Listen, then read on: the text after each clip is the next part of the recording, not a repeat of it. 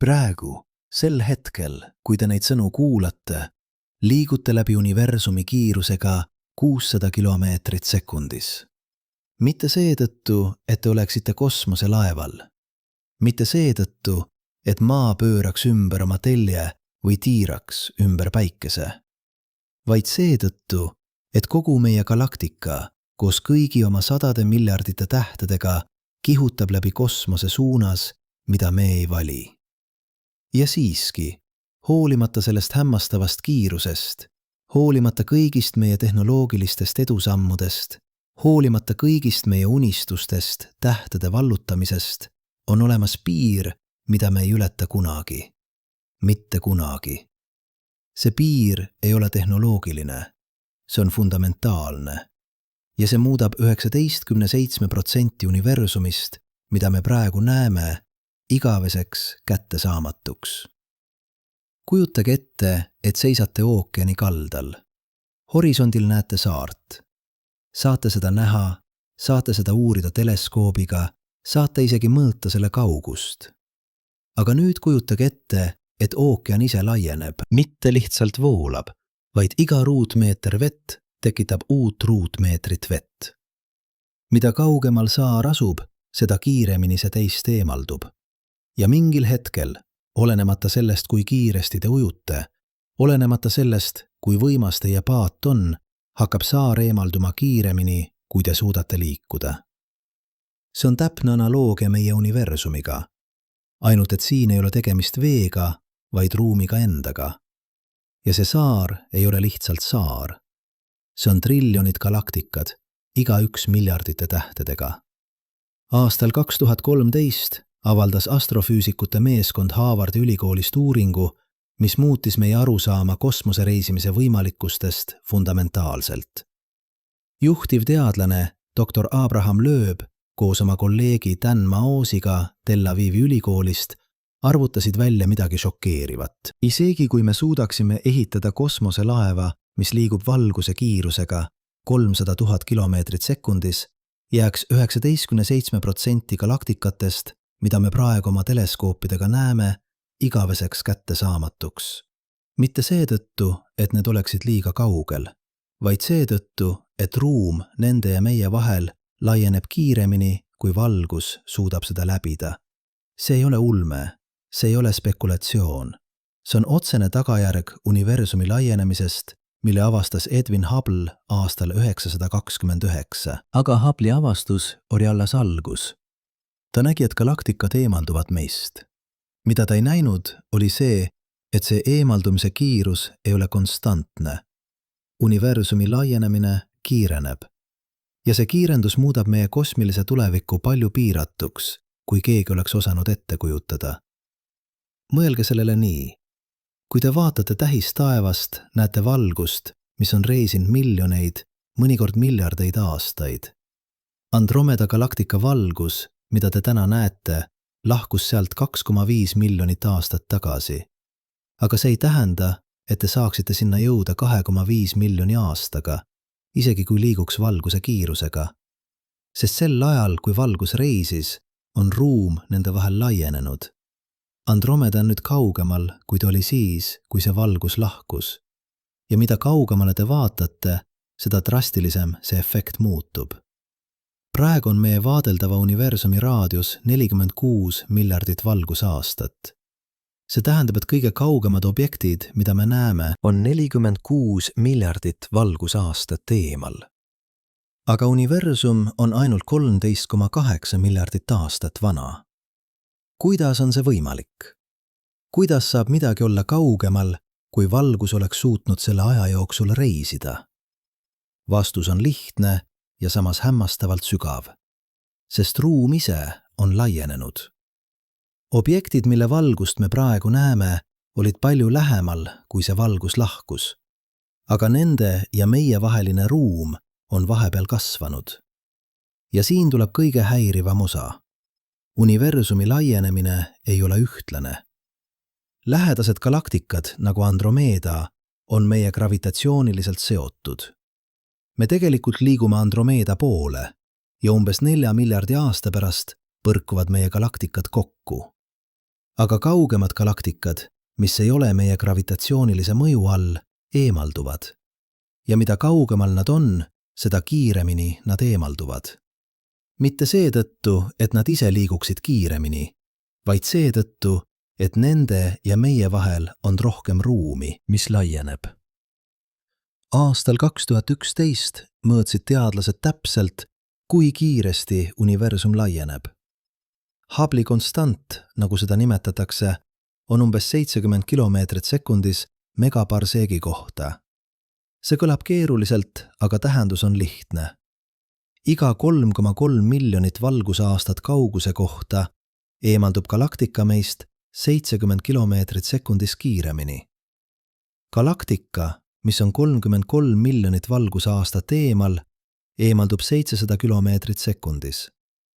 Galaktika, mis on 330 miljonit valgusaastat eemal, eemaldub 7000 kilomeetrit sekundis. Ja galaktika, mis on 4,2 miljardit valgusaastat eemal, eemaldub 300 000 kilomeetri sekundis, valguse kiirusega. See on piir. Seda nimetatakse kosmoloogiliseks horisondiks. Kõik, mis on kaugemal kui 4,2 miljardit valgusaastat, eemaldub meist kiiremini kui valgus. Ja see tähendab, et olenemata sellest, millal me alustame, olenemata sellest, kui kiiresti me liigume, ei jõua me sinna kunagi. Valgus, mille me täna nende galaktikate poole saadame, ei jõua sinna kunagi. See reisib läbi ruumi valguse kiirusega, aga ruum ise laieneb kiiremini, kui valgus suudab seda läbida. Aga see muutub veelgi hullemaks, sest universumi laienemine ei ole ainult konstantne, see kiireneb. Aastal 998 avaldasid 2 sõltumatut teadlaste meeskonda avastuse, mis muutis kosmoloogiat igaveseks. Saul Perlmutter, Lawrence Berkeley rahvuslaborist, Brian Schmidt Austraalia rahvuslikust ülikoolist ja Adam Rees Space Telescope Science Institute'ist näitasid, et kauged supernoovad on tuhmimad, kui nad peaksid olema. See tähendas ainult ühte. Universumi laienemine kiireneb. Midagi, mida nad nimetasid tumeenergiaks, surub universumit lahti üha kiirenevas tempos. Selle avastuse eest said nad aastal 2011 Nobeli preemia füüsikas. Aga see, mida nad avastasid, ei olnud lihtsalt akadeemiline kurioossum. See oli meie kosmilise tuleviku surmaotsus. Sest kui laienemine kiireneb, siis kosmoloogiline horisont ei jää paigale. See kahaneb. Galaktikad, mis on täna veel teoreetiliselt kättesaadavad, muutuvad homme kättesaamatuks. Ja see protsess ei peatu kunagi. Kujutage ette, et seisate jõe kaldal, mis voolab üha kiiremini. Esialgu suudate ujuda üles voolu, aga vool kiirenes ja kiirenes. Ja mingil hetkel, olenemata sellest, kui tugevalt te ujute, kannab vool teid allavoolu. Nüüd asendage jõgi ruumiga ja ujumine valgusega. Ja mõistke, et see ei ole metafoor. See on täpne kirjeldus meie universumi dünaamikast. Doktor Loeb ja tema kolleegid arvutasid välja, et praegu kuulub meie gravitatsiooniliselt seotud piirkonda, kust galaktikad ei emaldu kiiremini kui valgus, umbes 2,5% kõigist galaktikatest vaadeldavas universumis. See on meie kohalik galaktikaparv, mis sisaldab umbes 100 galaktikat. Kõik ülejäänud, 19,7,5% on juba kättesaamatud. Mitte tulevikus, praegu. Isegi kui me ehitaksime täna kosmoselaeva, mis liigub valguse kiirusega, ei jõuaks me sinna kunagi. Aga see ei ole kõik. Sest universumi laienemine kiireneb, siis isegi meie kohalik galaktikaparv ei jää igaveseks stabiilne. Galaktikad, mis on praegu veel gravitatsiooniliselt seotud, hakkavad lõpuks eemalduma. Arvutused näitavad, et umbes 100 miljardi aasta pärast on kõik galaktikad väljaspool meie kohalikku galaktikat, mis selleks ajaks on juba sulandunud Andromeeda ja teiste lähedaste galaktikatega üheks supermassiivseks galaktikaks, eemaldunud nii kaugele, et nende valgus ei jõua meieni enam kunagi. Kujutage ette tsivilisatsiooni, mis tekib 100 miljardi aasta pärast. Nad vaatavad tähistaevasse ja näevad ainult oma galaktikat. Mitte ühtegi teist galaktikat. Mitte mingit tõendit, et universum on suurem kui nende kodumaailm. Nad ei tea universumi laienemisest. Nad ei tea suure paugust. Nad ei tea, et kunagi oli aeg, mil universum oli täis galaktikaid. Kogu see informatsioon on kadunud, kantud minema ruumi laienemise poolt. Me elame erilises ajahetkes. Piisavalt vara, et näha universumi rikkust. Piisavalt hilja, et mõista selle struktuuri. Aga ka piisavalt hilja, et teada, et suurem osa sellest on meile igaveseks kättesaamatu. Me oleme nagu uurijad, kes on avastanud tohutu ookeani, aga mõistnud, et nad on lukustatud väikesele saarele, millelt nad ei pääse kunagi välja. Ja siin on paradoks, mis muudab selle veelgi valusamaks. Mida rohkem me õpime universumist, seda rohkem me mõistame, kui vähe me saame kunagi teada. Iga uus teleskoop, iga uus avastus näitab meile rohkem galaktikaid, rohkem tähti, rohkem maailmu. Aga samal ajal näitab see meile ka, et kõik see on kättesaamatu. Me võime neid näha, me võime neid uurida, me võime isegi mõõta nende omadusi, aga me ei saa sinna kunagi minna. Me ei saa kunagi teada, kas seal on elu. Me ei saa kunagi puudutada nende pindu. Mõelge sellele, mida see tähendab. Iga galaktika, mida me näeme, sisaldab keskmiselt 100 miljardit tähte. Iga täht võib omada planeete. Mõned neist planeetidest võivad olla eluks sobivad. Mõned neist võivad omada elu. Mõned neist võivad omada intelligentset elu. Mõned neist võivad omada tsivilisatsioone, mis on meist arenenumad. Aga kui nad on kaugemal kui 4,2 miljardit valgusaastat, siis me ei saa nendega kunagi kontakti. Isegi kui nad saadaksid meile sõnumi valguse kiirusega, ei jõuaks see meieni kunagi. Isegi kui me saadaksime neile sõnumi, ei jõuaks see nendeni kunagi. Universum ei ole lihtsalt suur, see on isoleeriv. Ja see isolatsioon süveneb iga sekundiga. Praegu, sel hetkel, kui te neid sõnu kuulate, on tuhandeid galaktikaid, mis ületavad kosmoloogilise horisondi. Nad libisevad üle piiri, millest tagasiteed ei ole. Ja see protsess ei peatu kunagi. Iga päev kaotame ligipääsu miljonitele tähtedele. Iga aasta kaotame ligipääsu tuhandetele galaktikatele. Ja me ei saa selle vastu midagi teha. Aga miks? Miks universum käitub nii? Miks on olemas valguse kiiruse piir ja miks laieneb ruum? Need ei ole lihtsalt juhuslikud faktid. Need on fundamentaalsed omadused meie universumi struktuuri kohta. Ja nende mõistmine nõuab, et me vaataksime sügavamale, mitte ainult kosmosesse, vaid ka aja ja ruumi loomuse enda sisse. Albert Einstein mõistis aastal 905, et valguse kiirus ei ole lihtsalt kiirus. See on fundamentaalne konstant, mis seob ruumi ja aja. Tema erirelatiivsusteooria näitas, et mitte miski ei saa liikuda kiiremini kui valgus, sest valguse kiirus on ruumi ja aja enda omadus. Kui te liigute, aeglustub teie aeg.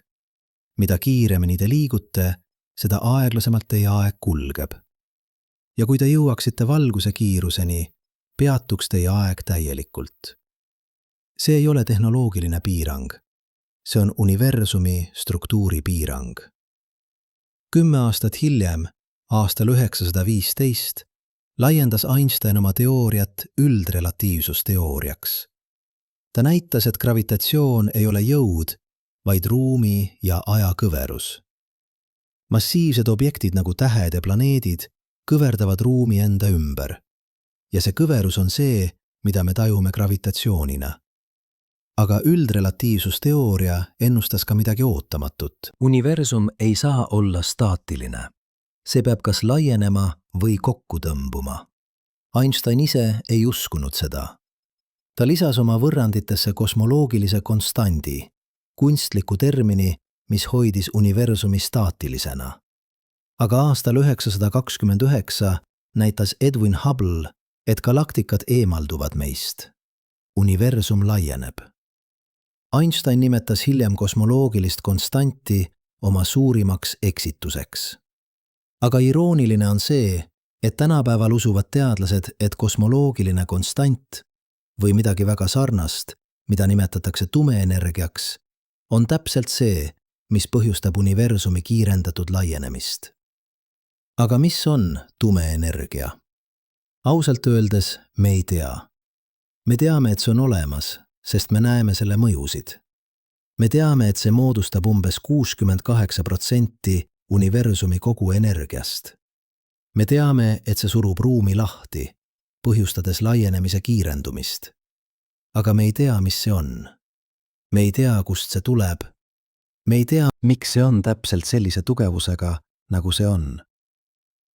See on üks suurimaid müsteeriume kaasaegses füüsikas. Ja siin on veel üks häiriv mõte. Tumeenergia tugevus määrab meie universumi saatuse. Kui see oleks veidi tugevam, oleks universum laienenud nii kiiresti, et galaktikad ei oleks kunagi moodustunud. Tähed ei oleks kunagi süttinud. Elu ei oleks kunagi tekkinud. Kui see oleks veidi nõrgem, oleks universum juba ammu kokku varisenud. Aga see on täpselt õiges vahemikus, et võimaldada galaktikate, tähtede, planeetide ja eluteket. Ja samal ajal piisavalt tugev, et tagada, et suurem osa universumist jääb meile igaveseks kättesaamatuks. Mõned teadlased nimetavad seda antropoosseks printsiibiks. Idee, et universumi parameetrid peavad olema täpselt õiged, et võimaldada meie olemasolu, sest muidu me ei oleks siin neid vaatlemas. Aga see ei seleta, miks need parameetrid on täpselt sellised, nagu nad on. See lihtsalt ütleb, et kui nad oleksid erinevad, me ei oleks siin küsimast. Teised teadlased spekuleerivad multiversumi kohta. Idee, et meie universum on ainult üks lõpmatust hulgast universumidest, igaüks erineva füüsikaliste konstantidega, enamikus neist universumites ei ole elu võimalik. Aga mõnes, nagu meie omas, on tingimused täpselt õiged. Ja me oleme siin, sest me ei saaks olla kusagil mujal. Aga see on spekulatsioon. Meil ei ole mingit viisi teisi universumeid vaadelda või testida nende olemasolu. Mis me teame kindlalt, on see. Meie universum laieneb. See laienemine kiireneb. Ja see kiirendus muudab suurema osa universumist meile igaveseks kättesaamatuks. See ei ole tulevik, mida me saame muuta. See ei ole probleem, mida me saame lahendada. See on lihtsalt meie universumi loomus. Aga kuidas me peaksime sellega toime tulema? Kuidas peaks tsivilisatsioon, mis unistab tähtedest, reageerima teadmisele, et suurem osa universumist on igaveseks kättesaamatu? Kas me peaksime loobuma? Kas me peaksime piirama oma ambitsioonid ainult sellega, mis on kättesaadav? Või kas on midagi sügavamat, mida see piirang meile õpetab?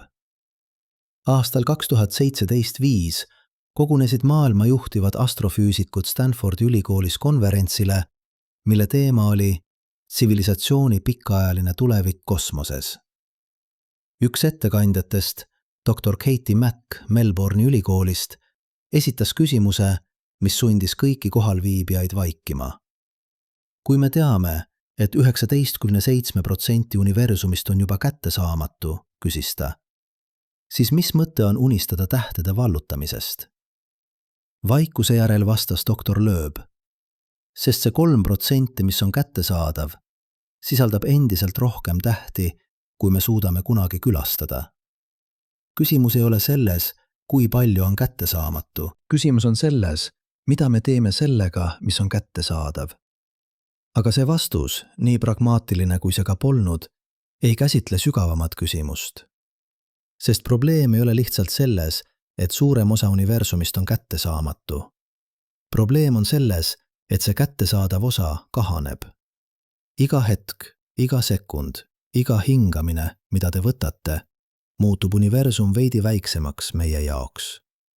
Mitte seetõttu, et midagi häviks, vaid seetõttu, et ruum ise kasvab meie ja ülejäänud universumi vahel.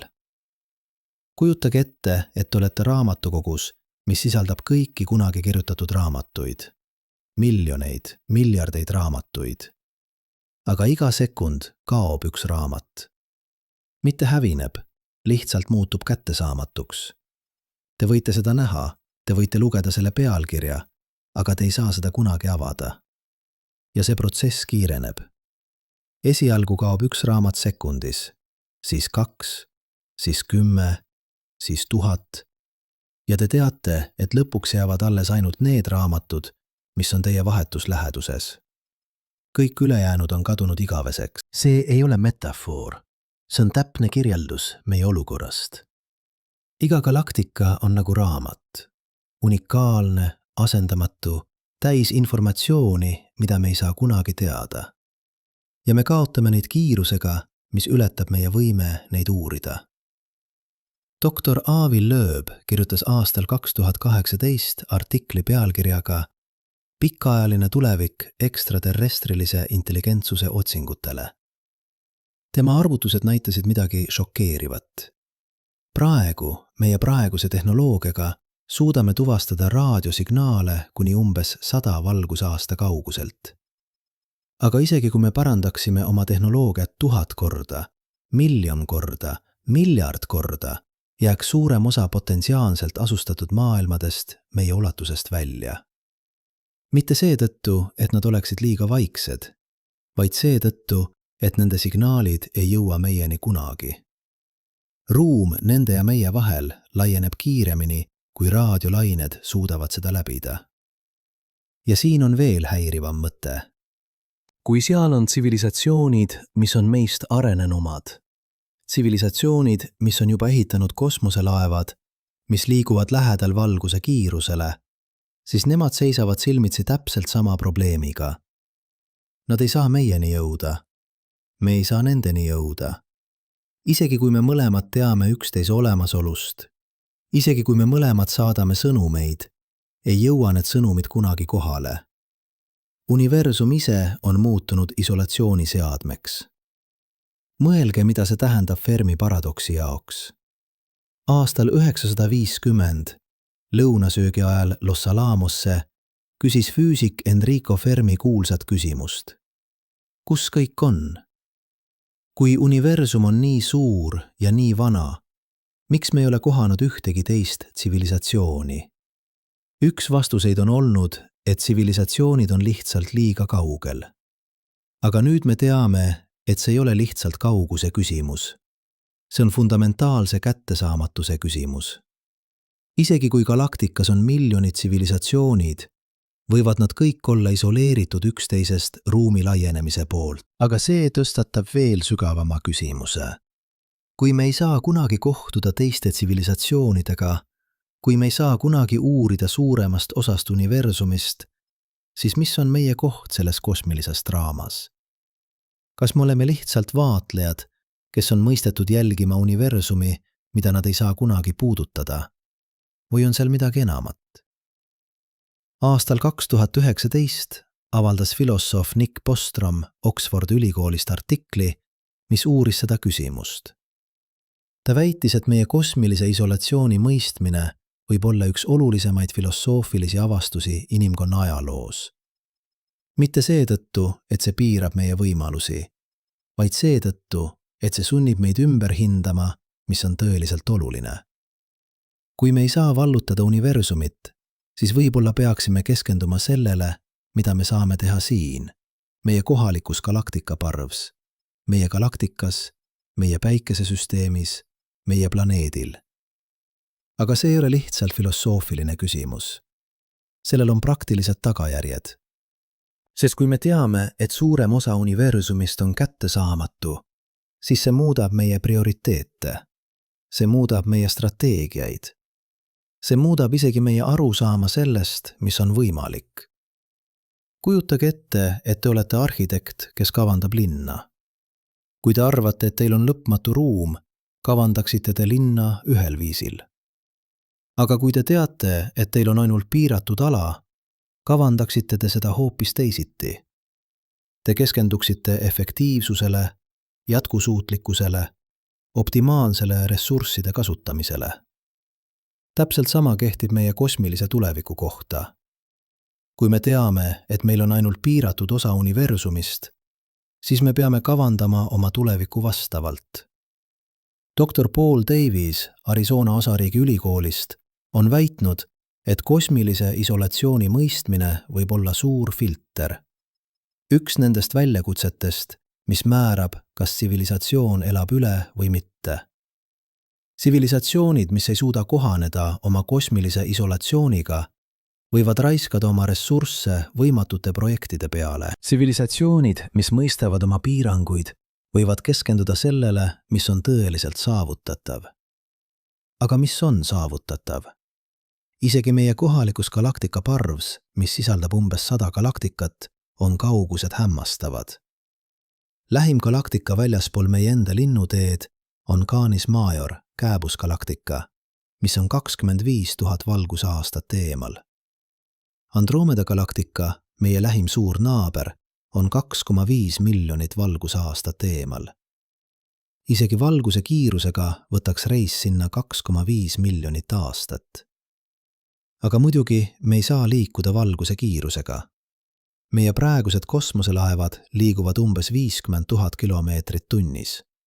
See on umbes 0,4% valguse kiirusest. Sellise kiirusega võtaks reis Andromeeda galaktikasse 6 miljardit aastat. See on pikem kui meie päikesesüsteemi praegune vanus. See on pikem kui elu on eksisteerinud Maal. Muidugi me võime ehitada kiiremaid kosmoselaevaid. Teoreetiliselt võiksime ehitada laevad, mis liiguvad 10 või isegi 20% valguse kiirusest. Sellise kiirusega võtaks reis Andromeeda galaktikasse ainult 12–25 miljonit aastat. Endiselt võimatu inimese eluea jaoks, aga võib-olla mitte võimatu tsivilisatsiooni jaoks, mis on valmis mõtlema generatsioonide, mitte aastate kaupa. Aastal 2016 käivitas organisatsioon nimega Breakthrough Starshot projekti, mille eesmärk on saata väikesed laserkiirgusega juhitavad kosmoselaevad lähimasse tähesüsteemi, Alpha Centauri, mis on 4,3 valgusaastat eemal. Nende eesmärk on saavutada 20% valguse kiirusest. Sellise kiirusega võtaks reis sinna 20 aastat. Veel 20 aastat võtaks signaalil, et jõuda tagasi Maale. Kokku 40 aastat. Ühe inimese eluea jooksul võimalik.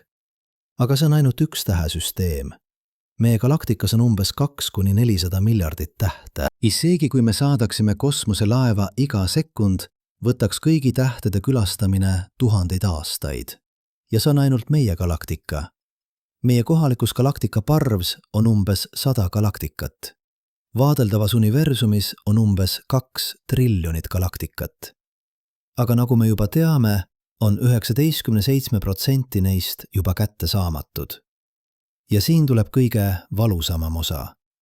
Isegi need 3%, mis on teoreetiliselt kättesaadavad, muutuvad järk-järgult kättesaamatuks. Arvutused näitavad, et umbes 150 miljardi aasta pärast on kõik galaktikad väljaspool meie kohalikku superparve, struktuuri, mis sisaldab meie kohalikku galaktikaparve ja mitmeid teisi lähedasi parvi, eemaldunud nii kaugele, et nende valgus ei jõua meieni enam kunagi. Ja umbes triljoni aasta pärast on isegi meie kohalik superparvgi hakanud lagunema, kuna tume energia surub galaktikaid üksteisest eemale.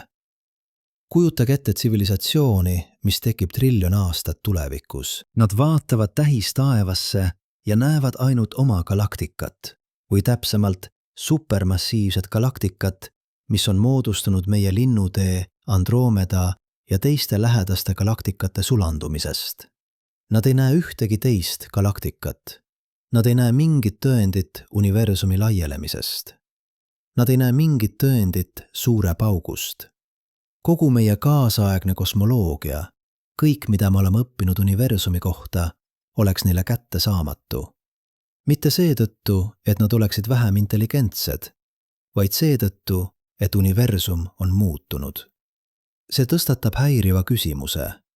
Kui tulevik kaotab ligipääsu informatsioonile, mida me praegu omame, siis kas me kaotame ka informatsiooni, mis oli kättesaadav minevikus? Kas on olemas avastusi, mida varasemad tsivilisatsioonid oleksid võinud teha, aga mis on nüüd meile igaveseks kättesaamatud. Dr. Lawrence Krauss Arizona osariigi ülikoolist on väitnud, et vastus on jah. Tema artiklis Elu, universum ja mitte midagi väidab ta, et varajases universumis, kui galaktika tulid palju lähemal, oleks olnud võimalik näha struktuure ja mustreid, mis on nüüd kadunud. Kosmilise mikrolaine kiirguse taust, suure paugust järele jäänud kiirgus, muutub aja jooksul üha hajusamaks ja raskemini tuvastatavaks. Tulevikus võib see kaduda täielikult. See tähendab, et me elame erilises ajaaknas. Piisavalt hilja, et universum oleks jahtunud ja stabiliseerunud, võimaldades tähtede, planeetide ja eluteket. Aga piisavalt vara, et me saame veel näha universumi ajalugu ja struktuuri. See aken ei ole lõpmatu, see sulgub. Ja me oleme õnnelikud, et oleme siin just praegu, kui see on veel avatud. Aga see õnn toob kaasa ka vastutuse. Sest kui me oleme ainsad, kes saavad näha seda versiooni universumist, kui me oleme ainsad, kes saavad mõista selle ajalugu ja struktuuri, siis on meil kohustus seda informatsiooni säilitada. Mitte ainult meie enda jaoks, vaid ka tulevaste põlvkondade jaoks. Ja võib-olla isegi teiste tsivilisatsioonide jaoks, kui nad kunagi eksisteerivad. See idee, et me oleme universumi mälu hoidjad, on sügavalt liigutav. See annab meile eesmärgi, mis ulatub kaugemale meie enda ellujäämisest. See ütleb, et isegi kui me ei saa kunagi reisida enamiku universumist, on meil endiselt roll selle mõistmisel ja dokumenteerimisel. Aga kuidas me seda teeme? Kuidas me säilitame informatsiooni, mis peab kestma mitte ainult tuhandeid või miljoneid, vaid miljardeid aastaid? Meie praegused tehnoloogiad, raamatud, arvutid, isegi kõvakettad, lagunevad sajandite või ülimalt tuhandete aastate jooksul. Kuidas me loome midagi, mis kestab kosmilisi ajakavasid? Aastal 2013 alustas organisatsioon nimega Long Now Foundation projekti nimega Rosetta Project. Nende eesmärk on luua arhiiv kõigist inimkeeltest graveeritud nikkelplaatidele, mis peaksid kestma tuhandeid aastaid. Aga isegi see on ainult algus. Tõeliselt pikaajalise säilitamise jaoks peaksime mõtlema veel radikaalsemalt. Mõned teadlased on pakkunud välja idee kasutada DNA-d informatsiooni salvestamiseks. DNA on uskumatult tihe. 1 gramm DNA-d võib salvestada umbes 2,5 miljonit gigabaiti andmeid. Ja kui see on õigesti säilitatud, võib see kesta miljoneid aastaid. Teised on pakkunud välja idee kasutada kvartskristalle, mis võivad säilitada informatsiooni miljardeid aastaid. Aga võib-olla kõige radikaalsem idee on luua kosmilised arhiivid. Satelliidid või isegi kosmoselaevad, mis sisaldavad meie teadmisi universumist ja mis orbiteerivad stabiilsetes kohtades, kus nad võivad kesta miljardeid aastaid. Kui tsivilisatsioon tekib tulevikus, võivad nad leida need arhiivid ja õppida sellest, mida me nägime ja mõistsime. Aga see kõik eeldab, et me elame üle. Ja see ei ole garanteeritud. Sest samal ajal, kui universum muutub meie jaoks väiksemaks, seisame me silmitsi väljakutsetega, mis võivad lõpetada meie tsivilisatsiooni enne, kui me jõuame isegi alustada oma kosmilise pärandiga. Kliimamuutus, tuumasõda, pandeemiad, tehisintellekti riskid, asteroididega kokkupõrked, need ei ole abstraktsed ohud. Need on reaalsed väljakutsed, mis võivad juhtuda meie eluajal või meie laste eluajal. Ja kui me ei suuda neid lahendada, siis kõik meie unistused tähtedest, kõik meie teadmised universumist kaovad koos meiega. Dr. Carl Sagan kirjutas aastal 980. Me oleme viis, mille kaudu kosmos tunneb ennast. Me oleme osa sellest kosmilisest sünnist ja evolutsioonist. Me oleme hakanud mõtlema oma päritolu üle. Täheaine, mis mõtleb tähtede üle. Aga ta lisas ka hoiatuse. Meie ellujäämine sõltub sellest, mitte ainult kuidas me kasutame teadmisi, vaid kuidas me kasutame tarkust. See tarkus hõlmab mõistmist, et me oleme osa millestki suuremast. Isegi kui suurem osa sellest suuremast on meile kättesaamatu, oleme me endiselt sellega ühendatud. Iga aatom meie kehas on loodud tähe südames. Iga hingamine, mida me võtame, sisaldab aatomeid, mis on olnud osa lugematutest teistest elusolenditest. Me oleme kirjaimlikult täheaine, mis on muutunud teadlikuks. Ja see teadlikkus toob kaasa vastutuse. Vastutuse mõista, vastutuse säilitada, vastutuse edasi anda. Mitte ainult meie oma liigile, vaid võib-olla ka teistele, kes võivad tulla pärast meid. Aga siin on paradoks. Mida rohkem me mõistame universumit, seda rohkem me mõistame oma piiranguid. Ja seda rohkem me mõistame oma piiranguid, seda rohkem me hindame seda, mis on kättesaadav. Võib-olla on kosmilise isolatsiooni õppetund mitte see, et me oleme väikesed ja ebaolulised. Võib-olla on õppetund see, et me oleme haruldased ja väärtuslikud. Mõelge sellele. Universumis on umbes 2 triljonit galaktikat, aga kui elu on haruldane, kui intelligentne elu on veelgi haruldasem, siis võib-olla on meid ainult käputäis. Võib-olla on kogu see tohutu universum, kõik need triljonid galaktikaid suuremas osas tühi. Ja võib-olla oleme meie, siin sellel väikesel sinisesel planeedil, üks vähestest kohtadest, kus universum on muutunud teadlikuks iseendast. Kui see on tõsi, siis meie isolatsioon ei ole karistus. See on vastutus. Vastutus säilitada see haruldane ja väärtuslik asi, mida me nimetame teadlikkuseks. Vastutus mõista universumit nii hästi, kui me suudame, sel ajal, kui see on veel võimalik. Vastutus edasi anda see mõistmine tulevastele põlvkondadele. Ja võib-olla lõpuks vastutus aktsepteerida, et mõned küsimused jäävad igaveseks vastuseta. Mõned galaktikad jäävad igaveseks külastamata. Mõned tsivilisatsioonid, kui nad eksisteerivad, jäävad igaveseks kohtamata.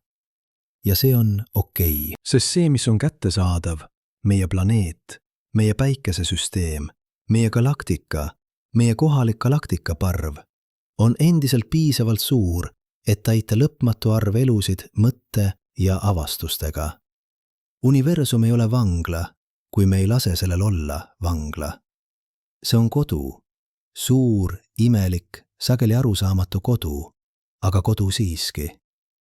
Ja nagu iga kodu puhul, meie ülesanne ei ole vallutada seda, meie ülesanne on mõista seda, hoolitseda selle eest ja jagada seda nendega, kes tulevad pärast meid.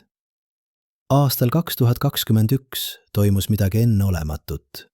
Esimest korda inimkonna ajaloos suutsid teadlased mõõta täpselt, kui kiiresti meie võimaluste aken sulgub. Meeskond Massachusettsi tehnoloogia instituudist, juhitud doktor Alan Guthrie, sama mehe poolt, kes 39 aastat varem pakkus välja inflatsiooniteooria, avaldas arvutused, mis näitasid.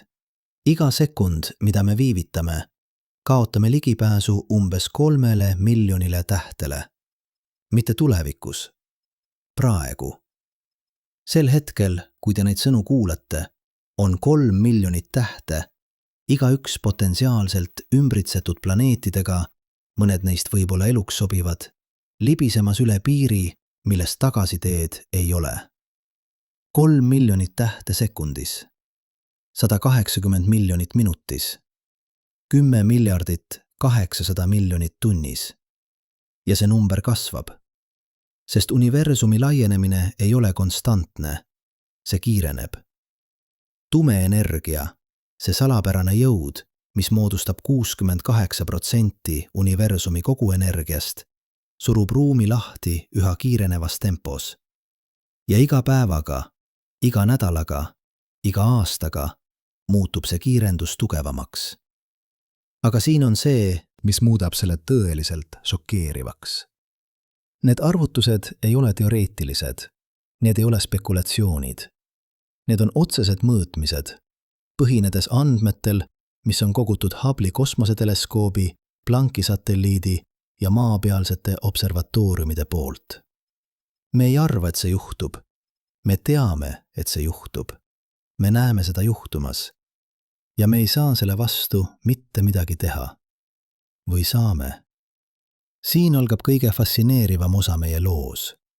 Sest kui teadus ütleb meile, et midagi on võimatu, siis inimlik leidlikkus küsib, aga mis siis, kui? Mis siis, kui on olemas viis valguse kiirusest kiiremini liikuda? Mis siis, kui Einsteini relatiivsusteooria ei ole viimane sõna? Mis siis, kui on olemas peidetud lüngad universumi seadustes, mida me lihtsalt ei ole veel avastanud? Need ei ole rumalad küsimused. Need on küsimused, mida küsivad mõned maailma juhtivad füüsikud. Ja vastused, või täpsemalt vastuste puudumine, ütlevad meile midagi sügavat meie universumi loomuse kohta. Alustame kõige kuulsama ideega, ussiauk. Kujutage ette, et te võtate paberilehe ja märgite 2 punkti vastasküljele. Kui te liigute paberi pinda mööda, peate läbima kogu vahemaa. Aga kui te volite paberi nii, et 2 punkti puutuvad kokku, saate liikuda ühest punktist teise ilma vahemaad läbimata. See on ussiaugu põhiidee, otsetee läbi ruumi enda. Einsteini üldrelatiivsusteooria lubab ussiauke teoreetiliselt. Aastal 1935 kirjeldasid Albert Einstein ja Nathan Rosen matemaatiliselt struktuuri, mida nüüd nimetatakse Einstein-Roseni sillaks. Aga siin on probleem. Need sillad on ebastabiilsed. Nad kokkuvad hetkega. Ja isegi kui nad ei kokkuks, oleksid nad nii väikesed, et isegi aatom ei mahuks läbi.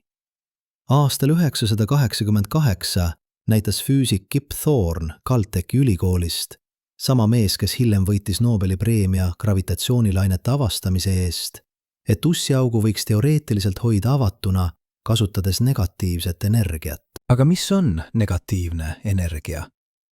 See on energia, mis on väiksem kui vaakum. See on energia, mis tõukab gravitatsiooni asemel. Ja kuigi kvantmehaanika lubab negatiivset energiat väga väikestes kogustes, ei tea keegi, kuidas seda toota piisavalt, et hoida ussiauku avatuna. Ja isegi kui me suudaksime, on veel üks probleem. Ussiaugu loomine nõuaks massi, mis on võrreldav tähega. Ja selle massi koondamine piisavalt väikesesse ruumi, et luua ussiauk, nõuaks energiat, mis on võrreldav kogu galaktika energiaga. See ei ole lihtsalt tehnoloogiline väljakutse. See on fundamentaalne energeetiline väljakutse. Dr. Matt Visser Victoria ülikoolist Uus-Meremaal on arvutanud, et ussiaugu loomine, mis on piisavalt suur, et kosmoselaev läbi mahuks, nõuaks negatiivset energiat, mis on võrdne kogu nähtava universumi massiga. Mitte osa universumist, kogu universumist. See on nagu öelda, jah, te saate ehitada silla üle ookeani, aga selleks peate kasutama rohkem materjali, kui eksisteerib kogu planeedil. Aga ussiauk ei ole ainus idee. On ka Alcubierre mootor, kontseptsioon, mille pakkus välja Mehhiko füüsik Miguel Alcubierre aastal 1994. Idee on geniaalne. Ärge liikuge läbi ruumi, liigutage ruumi ennast. Kokku tõmbake ruum enda ees ja laiendage seda enda taga. Kosmoselaev ise ei liigu. Ruum liigub kosmoselaeva ümber. Ja kuna ruum ise võib laieneda kiiremini kui valgus, nagu me juba teame universumi laienemisest, siis teoreetiliselt võiks kosmoselaev reisida kiiremini kui valgus, ilma et see tegelikult liiguks. See kõlab nagu täiuslik lahendus, aga ka siin on probleem.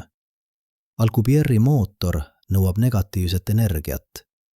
Palju negatiivset energiat. Algses arvutuses oli vaja negatiivset energiat, mis võrdub Jupiteri massiga. Hilisemad täiustused on vähendanud seda nõuet umbes 500 kilogrammini, aga isegi see eeldab, et me suudame toota ja kontrollida negatiivset energiat. Midagi, mida me ei tea, kuidas teha. Ja on veel üks probleem, mida harva mainitakse. Aastal 2012 näitasid teadlased Sydney ülikoolist, et Alcubierre mootoriga kosmoselaev kogub oma reisi ajal kõrge energeetilisi osakesi oma 40 mullile. Kui kosmoselaev peatub, vabaneb see energia katastroofilise plahvatusena, mis võiks hävitada kogu sihtpiirkonna. Kujutage ette, et te reisid teise tähesüsteemi, et uurida võimalikku eluks sobivat planeeti ja teie saabumise hetkel hävitate te kogu selle planeedi. Aga võib-olla on olemas teisi viise. Mõned füüsikud on spekuleerinud hüperruumi või alamruumi olemasolu üle. Lisadimensioonid, kus füüsikaseadused võivad olla erinevad. Kui me saaksime siseneda neisse dimensioonidesse, võiksime reisida kaugusi, mis meie kolmemõõtmelises ruumis on võimatud. See idee ei ole täiesti ulme. SNAR-teoorias üks juhtivaid kandidaate kõige teooriaks, mis ühendaks kvantmehaanika ja gravitatsiooni, eksisteerib 10 või isegi 11 dimensiooni. Aga need lisadimensioonid on kokku keeratud nii väikeseks, et me ei saa neid tuvastada. Nende suurus on umbes Plancki pikkus, 0,000000000000000000001 meetrit. See on nii väike, et isegi prootonid on hiiglaslikud võrreldes sellega. Kas on võimalik 50 kerida need dimensioonid? Kas on võimalik luua tunnel läbi hüperruumi? Keegi ei tea. Matemaatika ütleb, et see võib olla teoreetiliselt võimalik. Aga füüsika ütleb, et me ei tea, kuidas seda teha. Ja energianõuded oleksid jällegi astronoomilised. Siin on muster, mida te võib-olla märkate. Iga kord, kui me leiame teoreetilise viisi valguse kiirusest kiiremini liikuda, avastame me, et see nõuab midagi, mida me ei tea. Kuidas toota? Negatiivset energiat, eksootilist ainet, dimensioonide manipuleerimist. See ei ole juhus. See on universumi viis öelda meile, valguse kiiruse piir ei ole lihtsalt soovitus. See on fundamentaalne. Aga miks? Miks on universum nii korraldatud, et valguse kiirus on absoluutne piir? Vastus viib meid tagasi Einsteini relatiivsusteooria südamesse. Kujutage ette, et te istute rongis, mis liigub 100 kilomeetrit tunnis. Te visake palli edasi 10 kilomeetrit tunnis. Kellegi jaoks, kes seisab väljaspool rongi, liigub pall 110 kilomeetrit tunnis.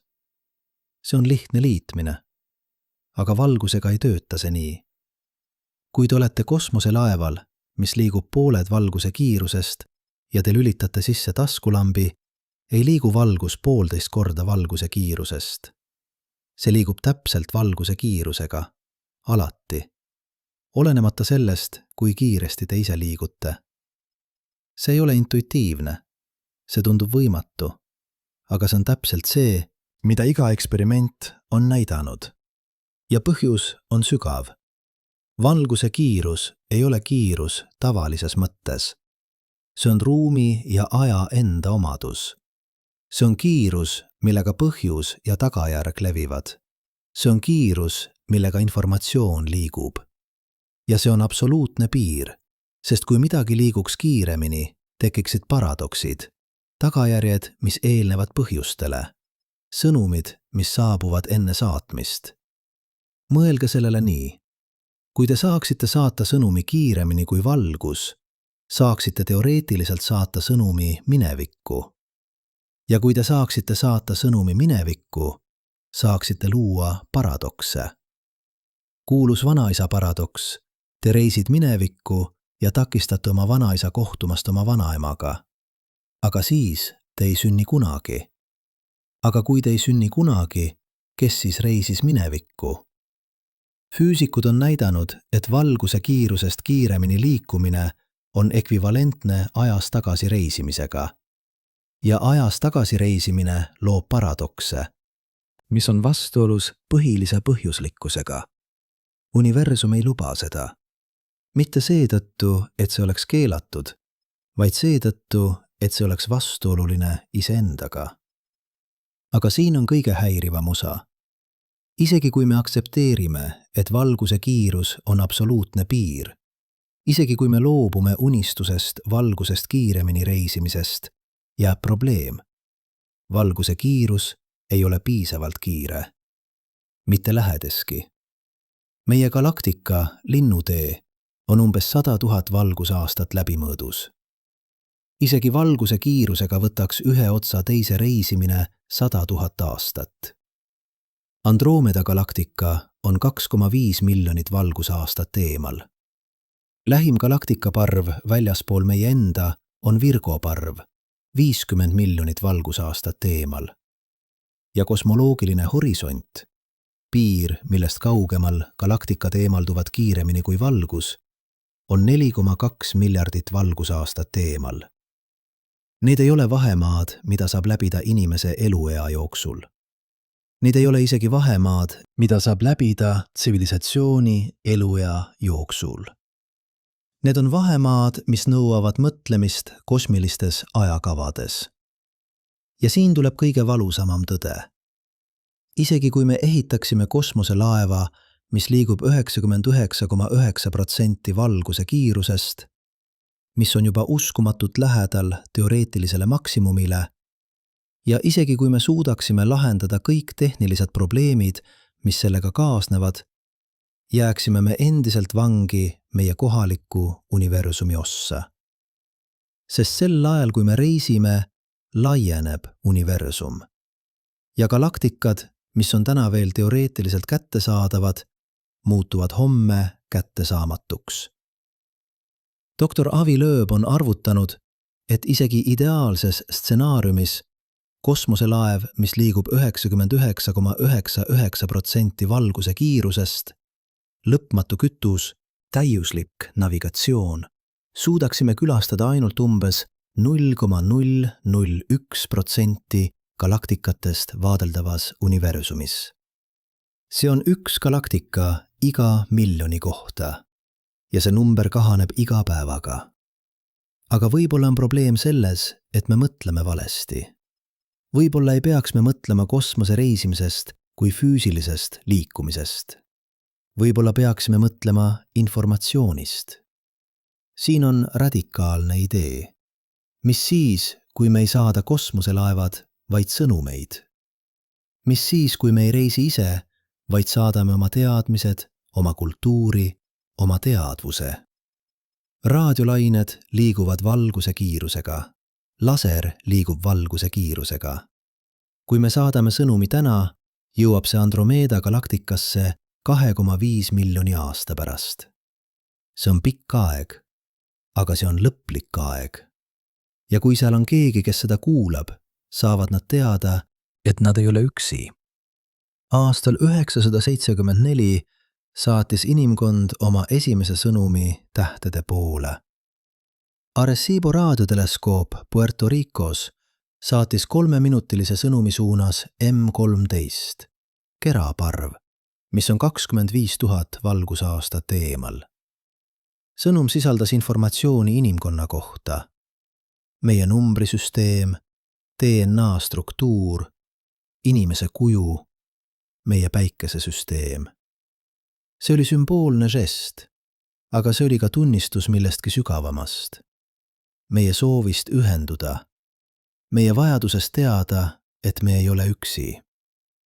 Sellest ajast alates oleme saatnud mitmeid sõnumeid kosmosesse, aga me oleme ka kuulanud. SETI, Search for Extraterrestrial Intelligence, on kuulanud raadiosignaale üle 6 aastakümne. Nad on analüüsinud miljardeid signaale ja nad ei ole leidnud midagi, mis oleks ühemõtteliselt kunstlik. Miks? Kui universum on nii suur, kui seal on nii palju tähti, nii palju planeete, miks me ei ole kuulnud midagi? See on Fermi paradoks uuesti. Aga nüüd me mõistame veel ühte dimensiooni. Võib-olla me ei ole kuulnud midagi, sest tsivilisatsioonid, mis on piisavalt kaugel, et olla huvitavad, on ka piisavalt kaugel, et olla kättesaamatud. Nende signaalid ei jõua meieni, sest ruum nende ja meie vahel laieneb kiiremini, kui raadiolained suudavad seda läbida. Või võib-olla on veel lihtsamad põhjused. Võib-olla kasutavad arenenud tsivilisatsioonid kommunikatsioonimeetodeid, mida me ei oska tuvastada. Võib-olla on nad liikunud kaugemale raadiolainetest. Võib-olla kasutavad nad neutrinoid, gravitatsioonilaineid või midagi, mida me ei ole veel avastanud. Või võib-olla on nad lihtsalt vaiksed. Võib-olla on nad õppinud, et universum on ohtlik koht ja parim strateegia on mitte tähelepanu äratada. Aga on veel üks võimalus, mis on kõige häirivam. Võib-olla ei ole seal kedagi. Võib-olla on elu, eriti intelligentne elu, nii haruldane, et me oleme tõepoolest üksi. Mitte ainult meie galaktikas, mitte ainult meie kohalikus galaktikaparvs, vaid kogu vaadeldavas universumis. See idee on nii hirmutav, et enamik inimesi ei taha seda isegi kaaluda. Aga see on võimalus, mida me peame tunnistama. Ja kui see on tõsi, siis meie vastutus on veelgi suurem. Sest siis ei ole me lihtsalt üks tsivilisatsioon paljude seas. Me oleme võib-olla ainus tsivilisatsioon. Ainus koht kogu universumis, kus aatomid on organiseerunud nii, et nad saavad mõelda, tunda, luua. Aga isegi kui me ei ole üksi, isegi kui seal on miljonid teised tsivilisatsioonid, jääb tõsiasi, me ei saa nendeni jõuda ja nad ei saa meieni jõuda. Me oleme isoleeritud mitte vaenlase poolt, mitte tehnoloogia puudumise tõttu, vaid universumi enda struktuuri poolt. See on meie vangistus. Mitte füüsiline vangistus, vaid fundamentaalne. Me oleme vangid ruumis, mis laieneb kiiremini, kui me suudame seda läbida. Me oleme vangid ajas, mis liigub ainult ühes suunas. Me oleme vangid füüsikaseadustes, mis ei luba erandeid. Aga siin on paradoks, mis muudab selle kõik talutavaks. Seesama vangistus, mis piirab meid, kaitseb meid ka. Valguse kiiruse piir tähendab, et katastroofilised sündmused, supernoovad, gammakiire pursked, mustade aukude kokkupõrked ei saa meid mõjutada hetkega. Meil on aega neid näha tulevat, meil on aega valmistuda. Universumi laienemine tähendab, et isegi kui seal on vaenulikud tsivilisatsioonid, ei saa nad meieni jõuda. Me oleme kaitstud oma isolatsiooni poolt. Ja võib-olla on see lõpuks õppetund. Universum ei ole loodud vallutamiseks. See on loodud mõistmiseks. Meie ülesanne ei ole reisida iga galaktikasse. Meie ülesanne on mõista, miks me ei saa. Meie ülesanne ei ole kohtuda iga tsivilisatsiooniga. Meie ülesanne on mõista, miks me oleme üksi. Meie ülesanne ei ole ületada valguse kiiruse piiri. Meie ülesanne on mõista, miks see piir eksisteerib. Ja selles mõistmises on midagi ilusat.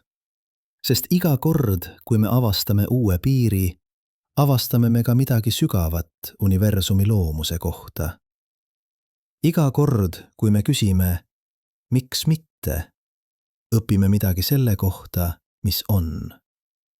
Ja iga kord, kui me aktsepteerime piirangu, avame me ukse sügavamale mõistmisele.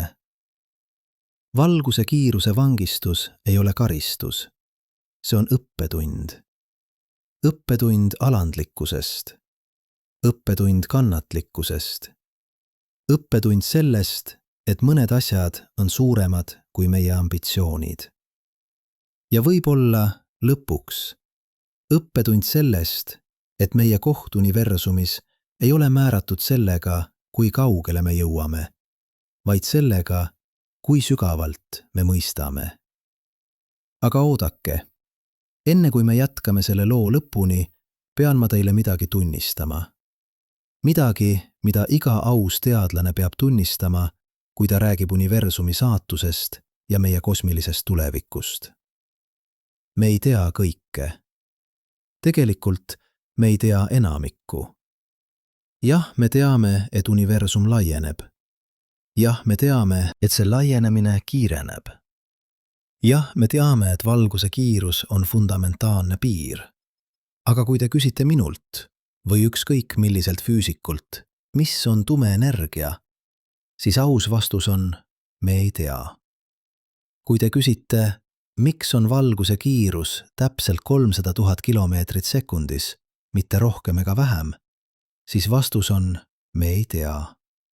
Kui te küsite, kas on olemas teisi universumeid, kus füüsikaseadused on erinevad, siis vastus on, me ei tea. Ja see, me ei tea, ei ole ajutine. See ei ole lihtsalt, me ei tea veel. Mõned neist küsimustest võivad olla fundamentaalselt vastamatud. Mitte seetõttu, et me oleme liiga rumalad või meie tehnoloogia on liiga primitiivne, vaid seetõttu, et informatsioon ise võib olla kättesaamatu. Mõelge sellele.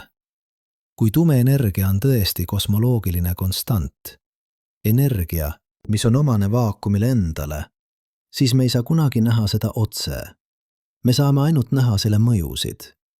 See on nagu olla pime ja üritada mõista valgust ainult selle soojuse kaudu, mida see tekitab. Te saate mõõta mõjusid, aga te ei saa kunagi tõeliselt näha asja ennast. Või mõelge multiversumile.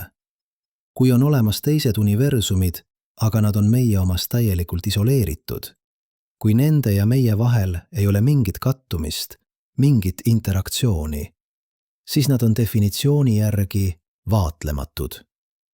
Ja kui midagi on vaatlematu, siis kuidas me saame kunagi teada, kas see eksisteerib? See ei ole pessimism, see on teaduslik ausus. Ja see on midagi, mida me peame mõistma, kui me räägime meie kosmilisest tulevikust.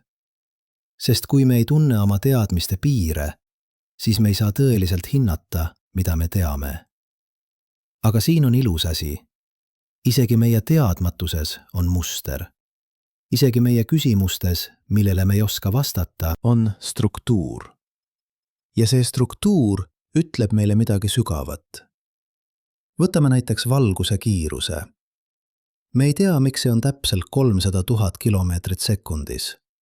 Aga me teame, et see on seotud teiste fundamentaalsete konstantidega. Elektrivälja konstant, magnetvälja konstant, Plancki konstant. Need kõik on omavahel seotud matemaatiliste suhete kaudu. Ja need suhted ei ole juhuslikud. Need on täpselt sellised, et võimaldada stabiilsete aatomite, molekulide, tähtede, planeetide eksisteerimist. Kui valguse kiirus oleks ainult veidi erinev, öelgem 10% kiirem või aeglasem, oleks kogu keemia erinev. Aatomid ei moodustuks samal viisil. Molekulid ei oleks stabiilsed. Ja elu, nagu me seda teame, ei oleks võimalik. See on see, mida füüsikud nimetavad peenhäälestuseks. Universumi fundamentaalsed konstantid on täpselt õiges vahemikus. Mitte liiga suured, mitte liiga väikesed, et võimaldada keerukuse, struktuuri, elu teket. Ja see peenhäälestus on nii täpne, et see tundub peaaegu võimatu. Mõned teadlased ütlevad, et see on tõend disaini kohta.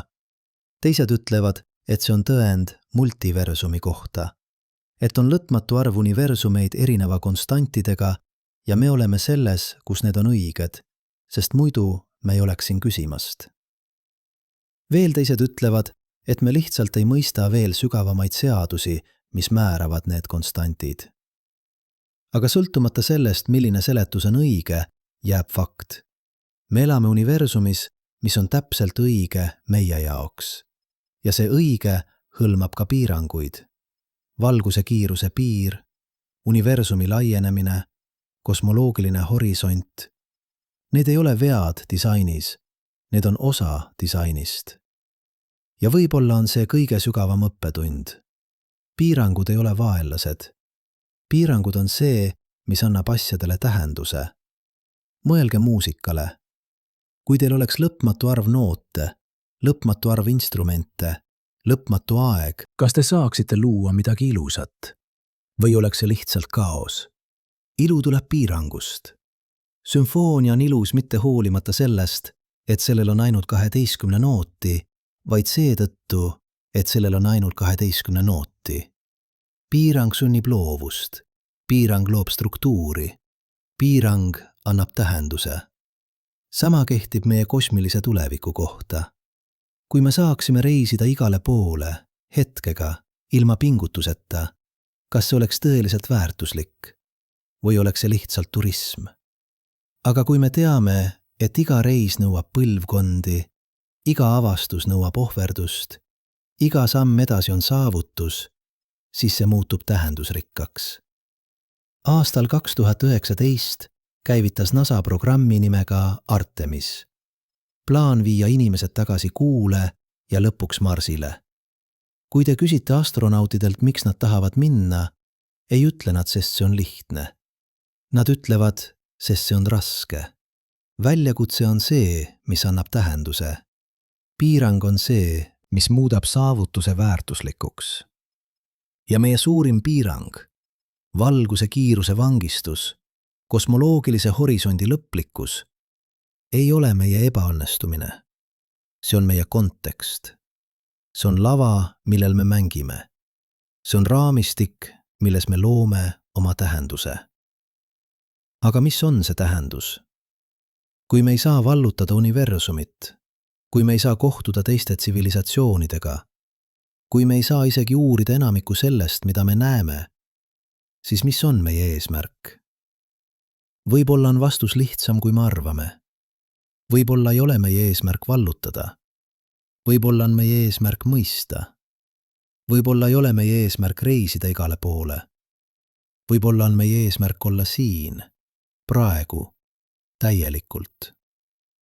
Dr. Carl Sagan kirjutas, universum ei ole kohustatud olema mõistuspärane meie jaoks. Aga ta lisas ka, aga see ei tähenda, et me ei peaks üritama seda mõista. Ja selles üritamises, selles püüdluses mõista, isegi kui täielik mõistmine on võimatu, on midagi sügavalt inimlikku. Me oleme liik, mis küsib, miks. Me ei saa lihtsalt aksepteerida asju sellisena, nagu nad on. Me peame teadma, miks nad on sellised. Ja isegi kui vastused viivad meid piiranguteni, isegi kui vastused ütlevad meile, te ei saa, me jätkame küsimist. Sest küsimine ise on see, mis teeb meist inimesed. Aga siin on veel midagi. Me ei ole lihtsalt küsijad, me oleme ka loojad. Me loome kunsti, muusikat, kirjandust. Me loome teadust, tehnoloogiat, tsivilisatsiooni. Me loome tähendust seal, kus seda ei olnud varem. Ja võib-olla on see meie tõeline eesmärk. Mitte avastada tähendust, mis on juba olemas, vaid luua tähendust, mis ei olnud olemas enne meid. Universum ei anna meile eesmärki. Me anname universumile eesmärgi. Me oleme viis, mille kaudu universum mõistab ennast. Me oleme viis, mille kaudu aatomid muutuvad teadlikuks. Me oleme viis, mille kaudu kosmos vaatab tagasi iseendasse ja küsib, mis ma olen? Ja selles rollis, kui universumi teadvus, kui kosmose peegel, ei ole meie väärtus määratud sellega, kui kaugele me jõuame. Meie väärtus on määratud sellega, kui sügavalt me mõistame, kui täielikult me kogeme, kui tõeliselt me elame. Mõelge sellele. Praegu, sel hetkel, kui te neid sõnu kuulate, on teie kehas umbes 7 oktiljoni aatomit. See on 7, millele järgneb 27 nulli. Iga üks neist aatomitest on loodud tähe südames. Iga üks neist on reisinud läbi ruumi miljardeid aastaid. Iga üks neist on olnud osa lugematutest teistest struktuuridest, teistest molekulidest, teistest elusolenditest. Ja nüüd, sel hetkel, on nad organiseerunud nii, et nad saavad mõelda, nad saavad tunda, nad saavad imestada, nad saavad küsida küsimusi universumi loomuse kohta. Nad saavad mõista, isegi kui see mõistmine on ebatäielik, oma kohta kosmilises draamas. See ei ole väike asi, see ei ole ebaoluline. See on võib-olla kõige erakordsemat asi, mis on kunagi juhtunud selles universumis. Ja see juhtub siin, praegu. teie sees. Te olete täheaine, mis on muutunud teadlikuks. Te olete universum, mis vaatab iseendasse. Te olete kosmos, mis on õppinud oma nime. Ja see, mitte teie võime reisida teistesse galaktikatesse, mitte teie võime ületada valguse kiirust, see on teie tõeline ime. Aga see ime ei ole igavene. Nagu kõik universumis, on ka teie aeg piiratud. Teie aatomid, mis on praegu organiseerunud teie kehaks, teie ajuks, teie teadvuseks, hajuvad lõpuks. Nad muutuvad osaks teistest struktuuridest. Ja kunagi, kaugemas tulevikus, kui tähed on kustunud ja universum on muutunud külmaks ja pimedaks, ei ole enam kedagi, kes küsiks küsimusi. Aga see ei tee praegust hetke vähem väärtuslikuks. Vastupidi, see teeb selle rohkem väärtuslikuks. Sest me teame, et see ei kesta igavesti. Me teame, et see on haruldane. Me teame, et see on väärtuslik. Ja võib-olla on see lõplik õppetund valguse kiiruse vangistusest. Mitte see, et me oleme piiratud, vaid see, et me oleme haruldased.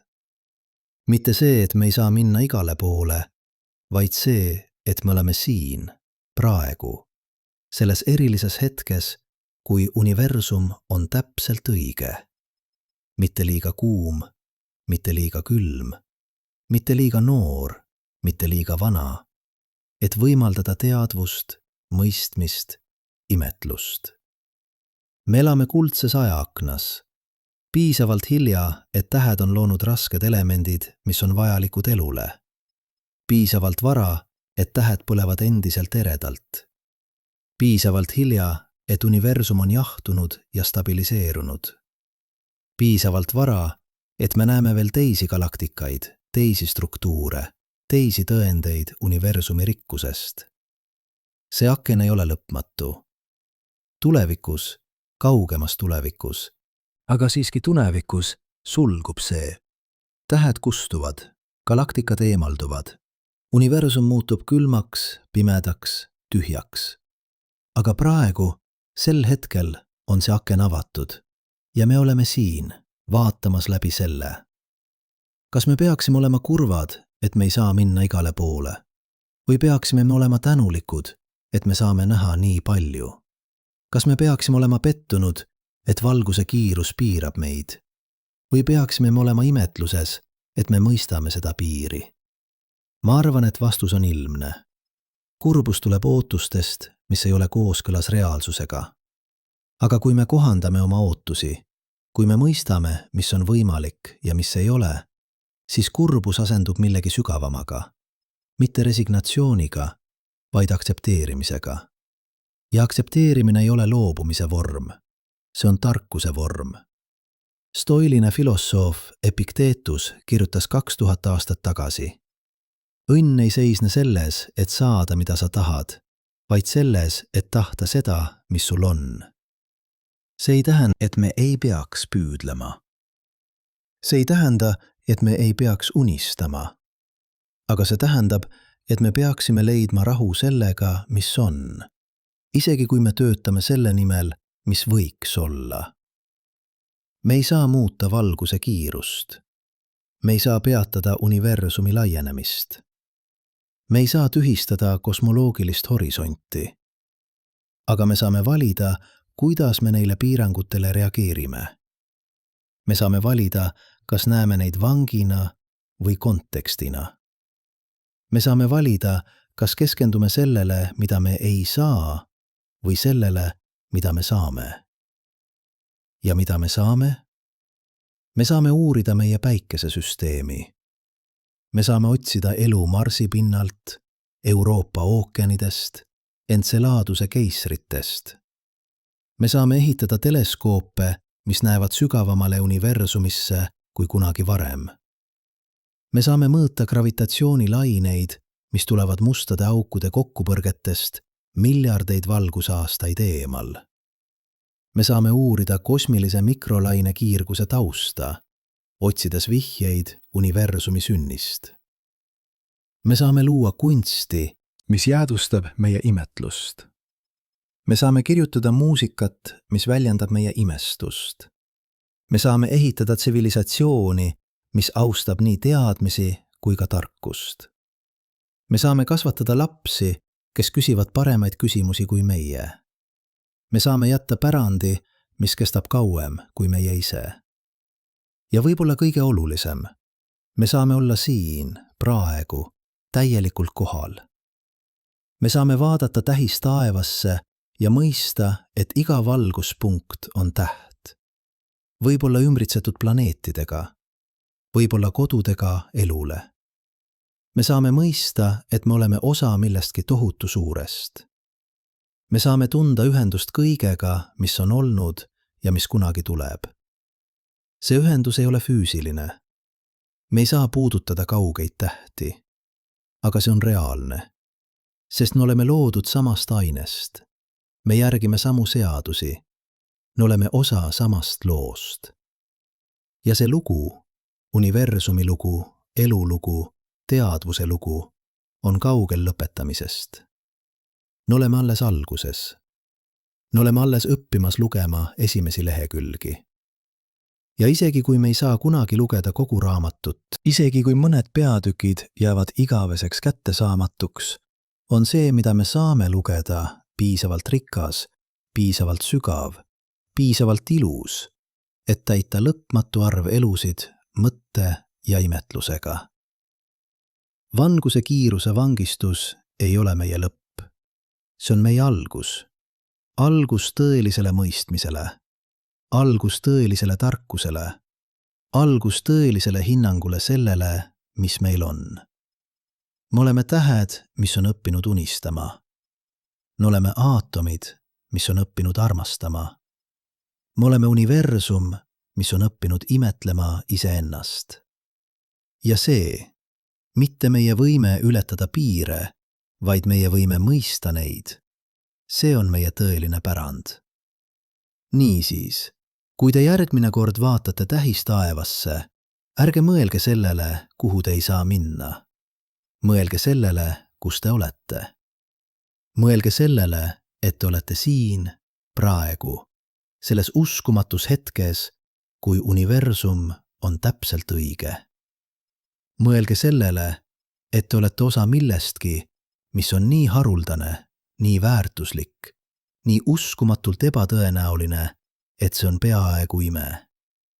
Ja siis, kui te olete mõelnud sellele, tehke midagi veel olulisemat. Elage täielikult, sügavalt, tõeliselt, sest see, mitte reis teistesse galaktikatesse, mitte kohtumine teiste tsivilisatsioonidega, mitte valguse kiiruse ületamine, see on see, miks me siin oleme. Me oleme siin, et olla tunnistajad. Me oleme siin, et olla mõistjad. Me oleme siin, et olla see hetk, kui universum ärkab ja ütleb, ma olen. Ja see on piisav. See on rohkem kui piisav. See on kõik. Aga enne kui me lõpetame selle loo, pean ma teile rääkima veel ühest asjast. Millestki, mis muudab kõike, mida me oleme arutanud, veelgi sügavamaks. Me ei tea, mis on teadvus. Jah, me teame, kuidas ajurakud töötavad. Me teame, kuidas neuronid tulistavad. Me teame, kuidas elektrilised signaalid liiguvad läbi närvisüsteemi. Aga me ei tea, kuidas need füüsilised protsessid muutuvad subjektiivseks kogemuseks. Me ei tea, kuidas aatomid, mis ise ei ole teadlikud, organiseeruvad nii, et nad hakkavad tundma, mõtlema, olema. Filosoofid nimetavad seda raske probleemiks teaduse kohta. Ja see ei ole lihtsalt akadeemiline küsimus.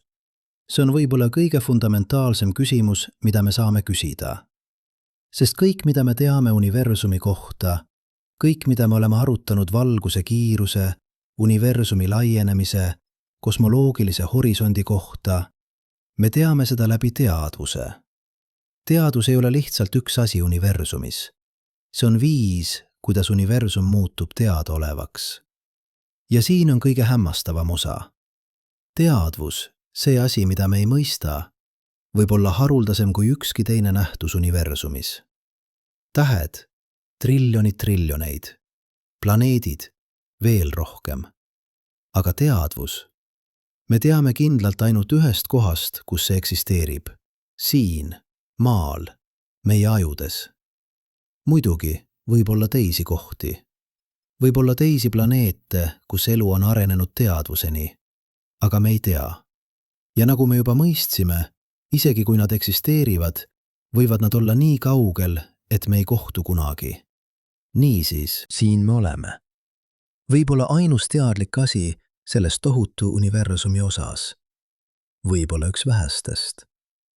Ja me seisame silmitsi tõsiasjaga, et suurem osa universumist, 97% sellest, mida me näeme, on meile igaveseks kättesaamatu.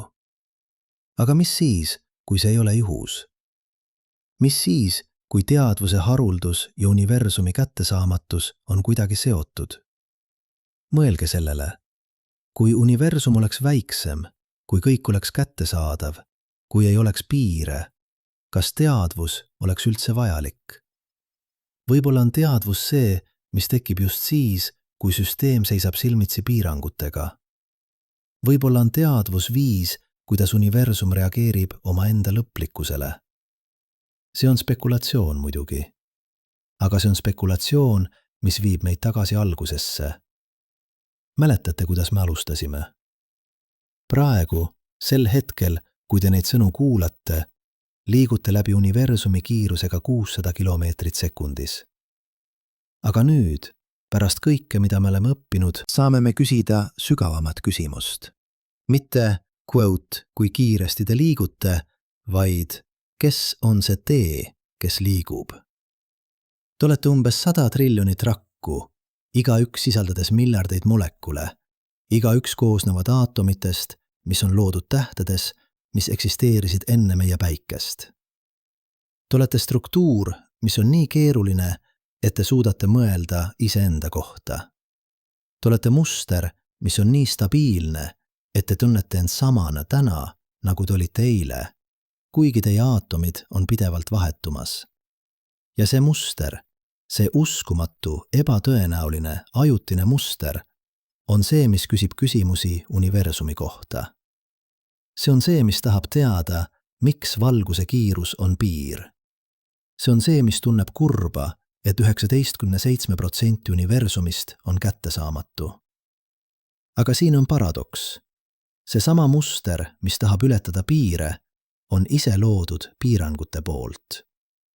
Teie DNA ei ole juhuslik. See järgib reegleid. Teie ajurakud ei ole kaootilised. Need järgivad mustreid. Teie mõtted ei ole anarhilised. Need järgivad loogikat. Piirangud ei ole see, mis takistab teid olemast. Piirangud on see, mis võimaldab teil olla. Ja võib-olla on see tõde, mis kehtib ka universumi kohta. Valguse kiiruse piir ei ole viga. See on tingimus. Universumi laienemine ei ole probleem. See on protsess. Kosmoloogiline horisont ei ole vangistus. See on kontekst. Ilma nende piiranguteta ei oleks tähti. Ilma tähtedeta ei oleks raskeid elemente. Ilma rasketest elementidest ei oleks planeete. Ilma planeetideta ei oleks elu. Ilma eluta ei oleks teadvust. Ilma teadvuseta ei oleks kedagi, kes küsiks, miks need piirangud eksisteerivad. See on see, mida füüsikud nimetavad antropoosseks printsiibiks. Aga see ei ole lihtsalt autoloogia. Me oleme siin, sest me oleme siin. See on sügavam tähelepanek. Universum peab olema täpselt selline, nagu ta on, et võimaldada vaatlejat. Ja vaatleja olemasolu muudab universumi millekski enamat kui lihtsalt füüsiliste protsesside kogum. See muudab selle loona. Ja iga lool on algus, keskpaik ja lõpp.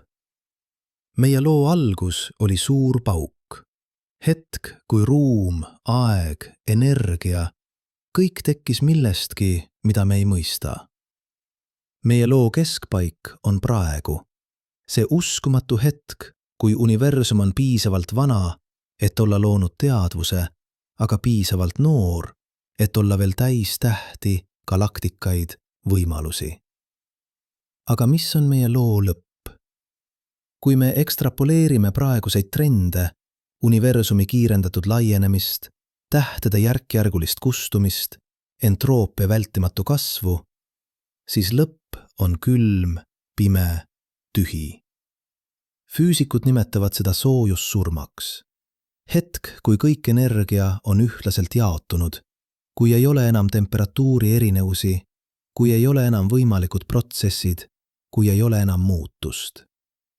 See juhtub mitte miljonite ega miljardite, vaid triljonite aastate pärast. Nii kaugel tulevikus, et see on peaaegu mõttetu. Aga see juhtub. Ja kui see juhtub, ei ole enam tähti, ei ole enam planeete, ei ole enam elu, ei ole enam teadvust. Ei ole enam kedagi, kes mäletaks, et kunagi oli aeg, kui universum oli täis valgust ja elu. Kas see peaks meid hirmutama? Kas see peaks muutma meie praeguse hetke vähem väärtuslikuks?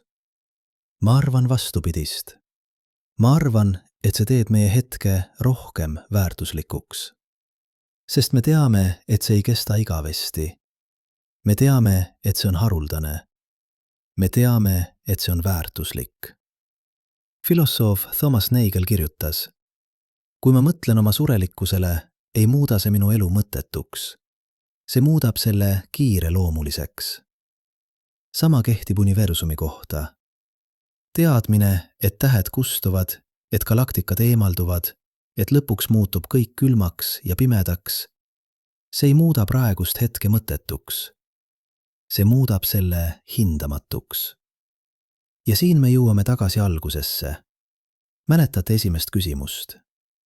Praegu, sel hetkel, kui te neid sõnu kuulate, liigute läbi universumi kiirusega 600 kilomeetrit sekundis.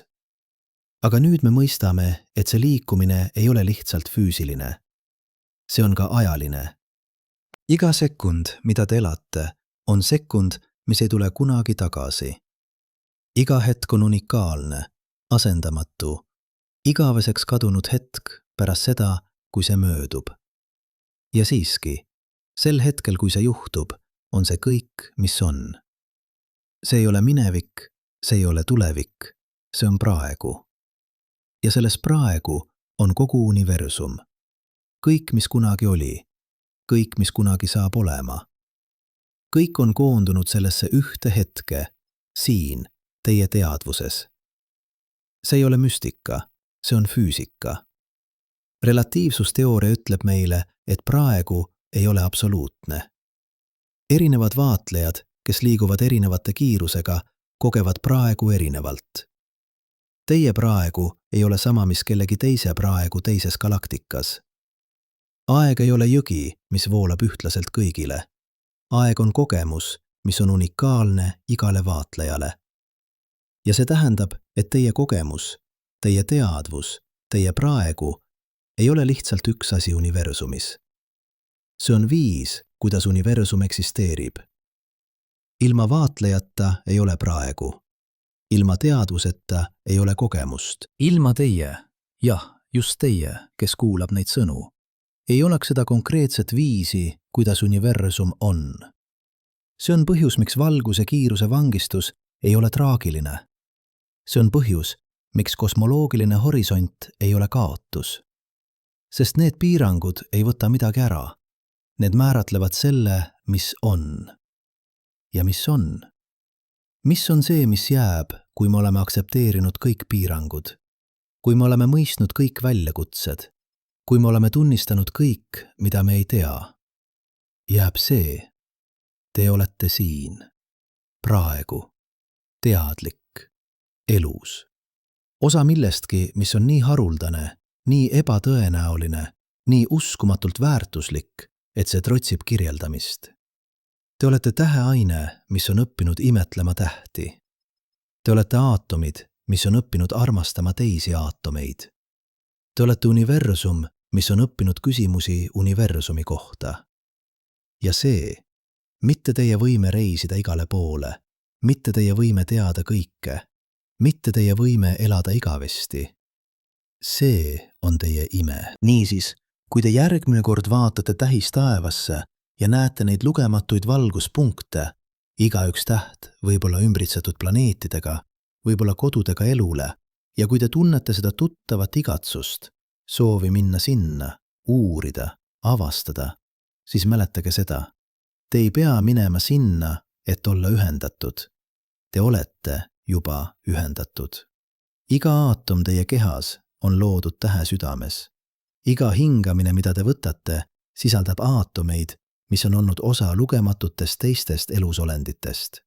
Te ei ole eraldatud universumist. Te olete universum. Ja kui te tunnete kurba, et 97% sellest universumist on igaveseks kättesaamatu, siis mäletage seda. See 3%, mis on kättesaadav, sisaldab endiselt rohkem imetlust, rohkem saladusi, rohkem ilu, kui te suudate kunagi täielikult mõista. Ja isegi see ei ole kõige olulisem. Kõige olulisem on see, et te olete siin, praegu. Selles hetkes, mis ei tule kunagi tagasi. Selles hetkes, mis on ainus hetk, mis kunagi on. Selles hetkes, mis on kõik. Valguse kiiruse vangistus ei ole meie karistus. See on meie kingitus. Kingitus, mis ütleb meile, te ei saa olla igal pool. Niisiis olge siin, täielikult, sügavalt, tõeliselt. Ja võib-olla lõpuks see on ainus küsimus, mis tõeliselt loeb. Mitte, kui kaugele ma saan minna, vaid kui täielikult ma saan olla siin. Mitte, mida ma saan vallutada, vaid mida ma saan mõista. Mitte, kui kaua ma elan, vaid kui sügavalt ma elan. Sest lõpuks, kui tähed on kustunud ja universum on muutunud külmaks ja pimedaks, kui ei ole enam kedagi, kes mäletaks, et kunagi oli aeg, kui aatomid organiseerusid teadvuseks, siis ainus asi, mis kunagi tõeliselt oli see hetk. See hetk, kui te olite siin. See hetk, kui te olite teadlik. See hetk, kui te olite osa millestki, mis oli suurem kui teie ise. Ja see hetk, see lühike, haruldane, uskumatu hetk, see oli piisav. See oli rohkem kui piisav. See oli kõik. Niisiis, kas me oleme vangid valguse kiiruse tõttu? Jah, aga me oleme ka vabad. Vabad olema siin. Vabad imetlema. Vabad küsima küsimusi, millele ei ole vastuseid. Vabad looma tähendust seal, kus seda ei olnud varem. Ja võib-olla lõpuks see on ainus vabadus, mis kunagi tõeliselt loeb. Te olete siin, praegu.